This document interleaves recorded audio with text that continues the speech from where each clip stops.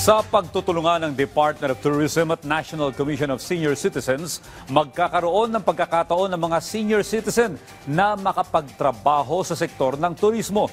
Yan ang ulat ni Rod Lagusad.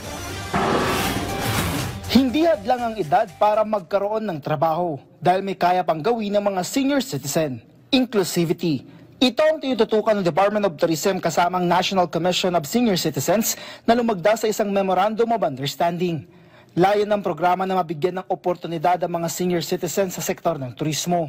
The partnership between the Department of Tourism and the National Commission on Senior Citizens ensures that these programs are not seasonal but rather lasting and sustainable para sa ating mga senior citizens. It also takes the effort nationwide so that there is consistent application throughout all of our regions. Ayon kay Tourism Secretary Cristina Garcia Frasco, kasabay nito ang pagkakaroon ng monitoring kung napapanatili ang pagiging inclusive.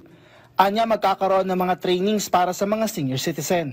Under our Office of Human Capital Development, meron tayong Tourism Industry Skills Program. These are training modules that cut across the various aspects of the tourism value chain. Yung ating mga senior citizens ay magkakaroon din sila ng opportunities to access our other existing partnerships and programs. Kasama dito ang SADOLE kung saan merong job fairs program para magkatrabaho sa tourism sector. Sa DSWD ay may inilala ang kabuhayan na training para sa mga community-based organization, habang sa DMW ay may nakahandang trabaho o livelihood para sa mga bumalik na OFW sa bansa. Ayon sa DOT, ang mga interesadong senior citizen ay maaaring makipag-ugnayan sa regional offices ng DOT o sa NCSC. There are only 3 qualifiers here for our seniors to avail of the programs. Una, they have to be able physically, mentally, and spiritually. Pangalawa, they have to be capable of learning something new. And third would be the willingness to be able to embark in something new as they face another chapter of their journey in this world. Anya magsasagawa sila ng needs assessment kung saan tutukuyin kung ano ba ang hilig o interes ng mga senior citizen.